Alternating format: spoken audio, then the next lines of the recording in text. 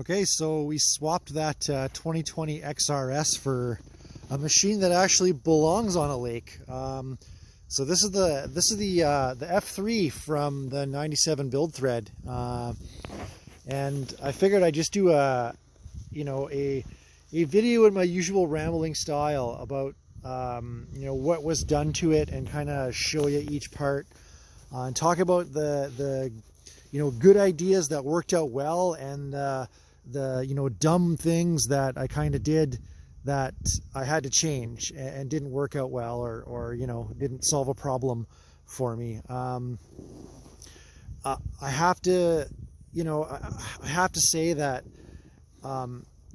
I was very worried that I was going to be miserable driving this thing after the XRS. Given that it is a newer sled, and it's very powerful motor and has the latest and greatest suspension, with that shock package. But honestly, I was pleasantly surprised driving this. This thing just sticks to the trail. It's such a cool feeling, and I was just smiling, saying that, geez, my 23-year-old sled, I actually enjoyed it more on the trails than I did that XRS. And on the lakes, forget it. This thing is it's awesome. It's so stable and so flat. It just goes. And it just kind of solidified it for me that these sleds were amazing in their time. And to have 23 years of development, and then back to back driving them, and saying geez, it still holds its own. Definitely not on big bumps, definitely not cross country type thing, but on these lakes and sweeping turns and stuff, forget it. This thing's just glued. And the motor, I thought, the motor's gonna be so mushy and feel so weak compared to the 850, and it is not as powerful. It's not as powerful. It doesn't hook as well, but damn, it is such a smooth motor. It's just such a freewheeling chassis. And honestly, when I grab a handful, it still pushes you back in the seat, especially with the modifications to this motor. I wasn't disappointed. Yeah, it wasn't an 850, no doubt. But this motor's over 130 horsepower in this sled, and man, does it rock. It rocks really, really, really well. And I was just very happy with it. Anyhow, we'll get into it, and I'll just start, kind of from the rear to the front. So starting with the seat, stock seat, and you saw what I did with the geotextile wrap. So I wrapped the seat with geotextile fiber, and basically made it a tighter, stiffer seat, and then put the seat cover on, which is a Gowing seat.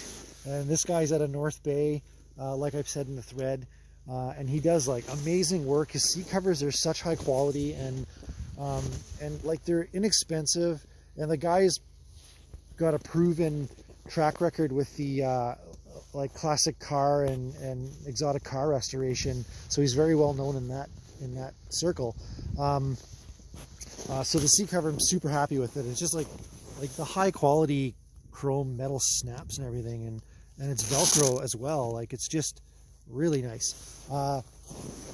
Rear suspension is basically the stock SC10 Sport, or High Performance, sorry, with the ACM removed. So there's no ACM unit in here. You can see that thing is basically useless unless you had the Ad Boyven kit.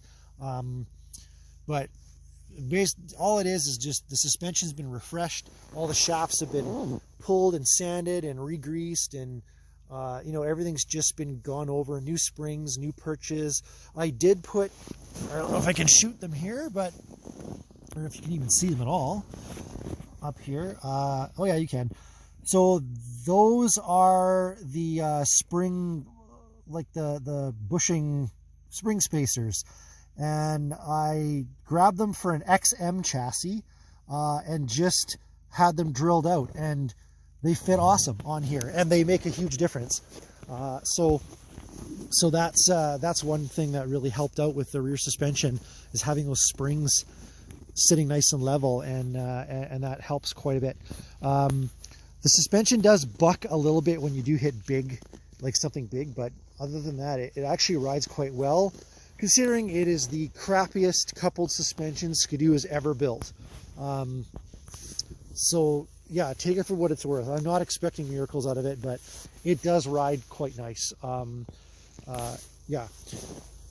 So to the front suspension, this is a lot of interesting stuff here. So this suspension is widened. You can tell, you know, it's significantly wider on each side than a stock one. So it's 3 inches overall. You can see the radius rods here. There's no kits, no nothing. These are sectioned and lengthened and welded radius rods. And the springs, it took me a bit to get the shocks correct, but these shocks are from, you're gonna laugh at me, but they're shocks for a 1997 Arctic Cat Puma. And they work really well. Like the damping and the compression and the damping valving works really well for this sled. I'm not even kidding you. So if you if you're doing a mod like this and you just want a shock that works, yeah, 1997 Puma. Who would have thought? So everybody like, yeah, there's an Arctic Cat part in my sled. Whoop-de-doo. The skis, I just this year changed them out to Pilot 5.7s, and I actually have them mounted backwards. So the left skis on the right skis on the left. That's on purpose because the extra space for the runner is supposed to be on the outside, but it was hooking stuff and it wasn't letting, like when I was turning, it wasn't letting the carbide bite as hard, because when you turn these skis, they kind of, it's like the way the geometry is, it kind of leans the skis, the bottom of the ski leans this way when you turn, and this way when you turn that way. So getting that thing out of the way on the outside skis, when you're turning, really helped with actually getting some bite and getting the thing to corner. So hey, it works. I'm not going to change it. I did put XS chassis steering rods in because they're an inch longer, so I didn't have to have like a whole bunch of threads hanging out, which I don't like. And the Pilot 5, okay, so if any of you guys are interested, the Pilot 5.7 conversion kit that you can buy from Ski-Doo, it's just one part number. Comes with 2 skis. It comes with the bolt, the big bushing that goes inside. It works out extremely well. It's basically a plug and play kit for this sled. You take the bushings out of the spindle, the bottom of the spindle, and the main big bushing fits right inside of there. And there's no play or no slop. The only thing you have to do is these spacers, your stock spacers, you have to drill them out to the same diameter as the new like long bushing that they use. And I can't remember what the diameter is, but like pretty easy, takes you 10 minutes. And then is like, these skis are awesome. I really like them on this sled. They work well. So the handlebars, so these are very different from the stock handlebars. First I have a rocks riser right there, so 2 inches, and then the handlebars are RSI handlebars with a 2-inch rise as well, so it's 4-inch rise overall. I definitely like it because on big bumps I tend to stand up a little bit, and I hated how far you had to bend over all the time when you were trying to, you know, keep hold of the handlebars. So this is nice. It's just a crouch that you have to do, and the bars are straighter rather than being like swept down like this and like this like the other ones are, and they just felt really weird to me. I never got used to that, like the way those feel. So I like the flatter bars, and these are shorter, like big time shorter. They're 2.5 inches shorter on each side compared to stock, Like this is the stock handlebar cover, and I've literally like sliced parts off of it, like significantly big parts off of it on each end to make it fit and cover up stuff. The gauge clusters from a Formula Z, I do have extra ones, and the gauges were switched from the white face with the red lighting to the blue lighting, and I like the blue lighting better. These are just, I don't know, they look more classy, these gauges, than those white faced. I don't know what the whole white face gauge movement, like that whole fad, was just so dumb. These are just way nicer, and you know, they light up this nice blue color with the amber needles. It's just, I don't know, I just really like that look. It's really cool. I'll open up the hood here. So some things that the engine, this is where like the complicated stuff happens, the stuff that didn't work well, stuff that did. So wrapping your pipes. This is an awesome mod. I love this. There were a bit of teething pains with it, and I still have one more thing to do to solve an issue that I have with them. But like the pipe wrap is wicked. Even when the engine's running, like you can put your hand on them. They're warm. You can't put your hand on them for too long. But a nice thing is if they get wet, they dry themselves out. Like you don't have, and I pulled some wrapping back. There's no rust. Like my pipes are still in awesome condition. You know, this is such a good and so worth it to do. And it quiets everything down a bit. Also, one thing, if you have a multi-pipe system where the pipes are touching each other, or touching, you know, mounts and stuff like that, the friction will rub right through this stuff. It's very like abrasive. So what you need to do, and what I have to do, is put a piece of like shrouding around each pipe where it touches things, and then that'll solve that problem. So that's the only thing I really need to do. Other than that, like, it's a stock, like this pipes are stock. There's nothing fancy. I really like the way these pipes perform with the porting I did. Stock muffler, as I friggin' hate cans and how buzzy and loud and obnoxious they are. And you know, like people in our town, like you have to drive in the back lanes and stuff, and people get very, very like ornery about the loud noises and stuff. So it's loud enough, and its sled sounds awesome. So I don't need a can. The motor is basically, it's like not bored out or anything. The only thing that I've done to it, the top end, is the head was decked slightly, and there's a thicker base gasket, so it just increases the port timing a little bit, which gives you a little bit more horsepower on the top end. Not much, like 3 or 4 horsepower, so it's nothing crazy. And then the raves are tightened down full, like the springs are basically fully tightened down to accommodate for that change.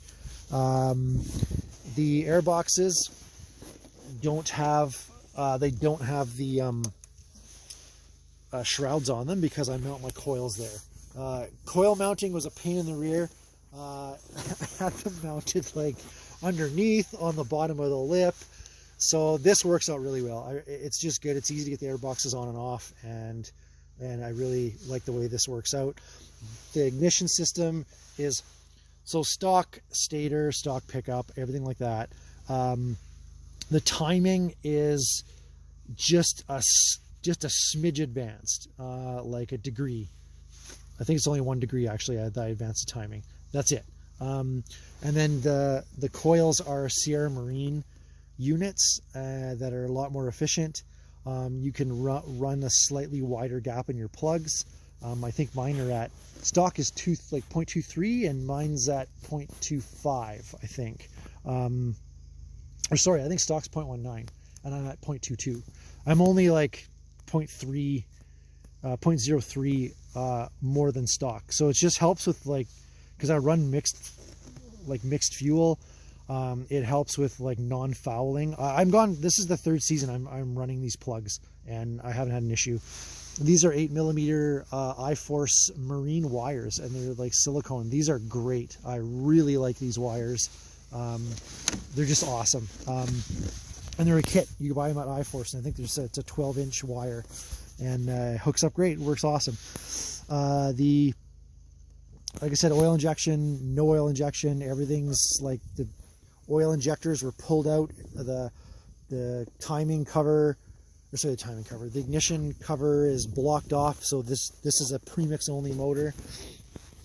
On this side, again, dumb thing I did.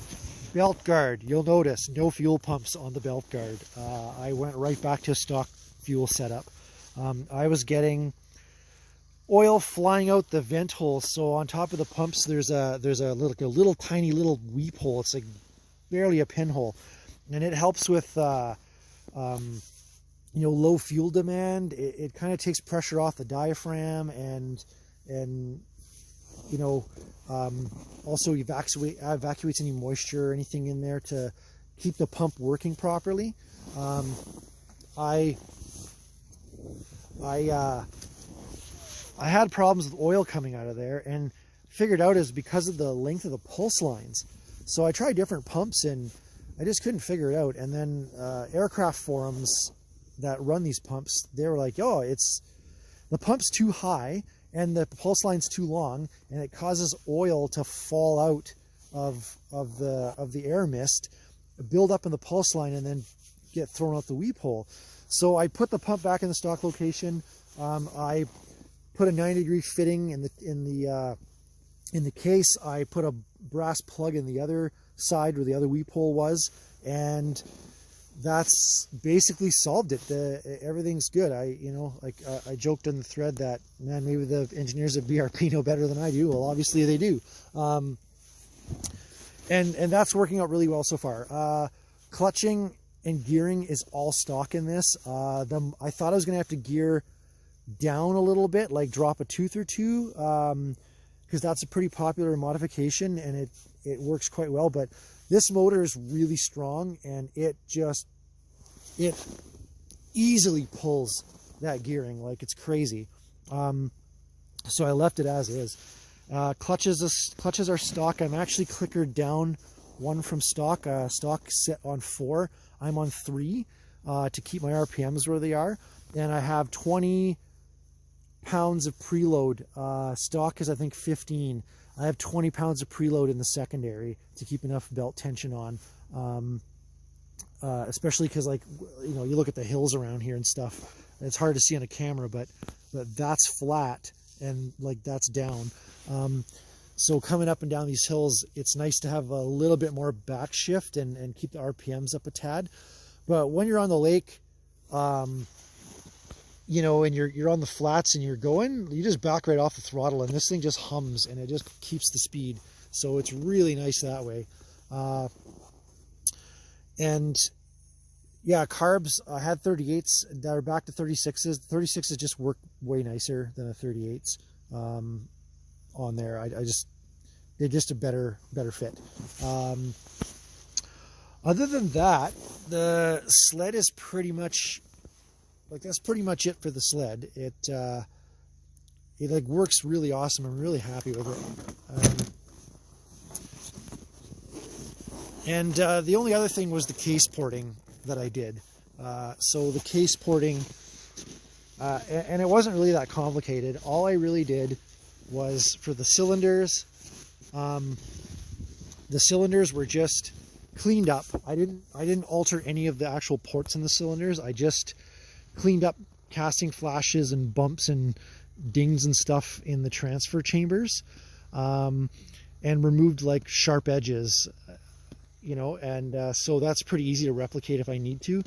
The case, all I did was I heightened the reed tunnel to transferable area and blended that in on each side. I kept the middle low and removed nicks, burrs, casting flashes, sharp edges, you name it. And I did it all by hand. I didn't use a machine. I didn't use any bluing or like machinist dye.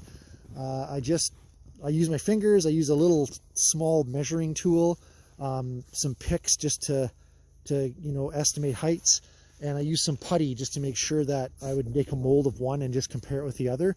So I do all the left side ports first, get them all equal, then I do all the right side of each, all the left side of the reeds, all the right side of the reeds, and then equalize each of them and get them as close as possible, and then clean everything up around it and give it a nice like texture with emery cloth. And man, it works out really well. Like this, the motor is significantly peppier. I don't really know if it might have added 1 or 2 horsepower at the top end, but like the mid-range and just the throttle transitions are nuts on this thing for a 600. It just feels so strong.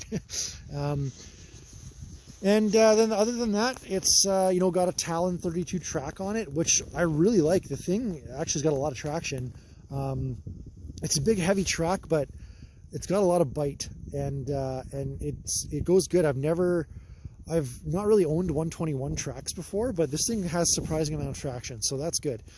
Yeah, so other than that, that's pretty much it for this sled. Like I said, I'm just really happy with how it performed, and if I ever do decide to sell it, it with my other 2 chassis and all the parts and practically another sled and a half and all the motors and clutches and like stators and freaking everything that I have, I would definitely want it to go to somebody that cared about these sleds, and cares about the heritage and the history of it, and will not just thrash on it and then throw it in the dump. I put like, I don't even know how many hundreds of hours into it, with all the little things I did by hand and scrimped and saved, and all the money and time and blood, sweat, and the occasional tear that went into this thing, and all the problem solving. It was just such a cool thing to do, to work on a sled like this, and I just hope that whoever ends up with it, if I do sell it, like at least has some of that passion in them. Anyway, it's getting kind of cold, and I'm gonna head back in and warm up and have something to eat, and then I'm gonna, over the next, I'm gonna basically have the sled for the rest of the time I'm out here. So I'm hoping to get some photos and videos of the sled, and hopefully driving, and not just me blathering on for 20 minutes about things. Yeah, so I'll post whatever I can, however I can. The internet connection's not so good up here, but yeah, so we'll be chatting soon, and everybody have a great week.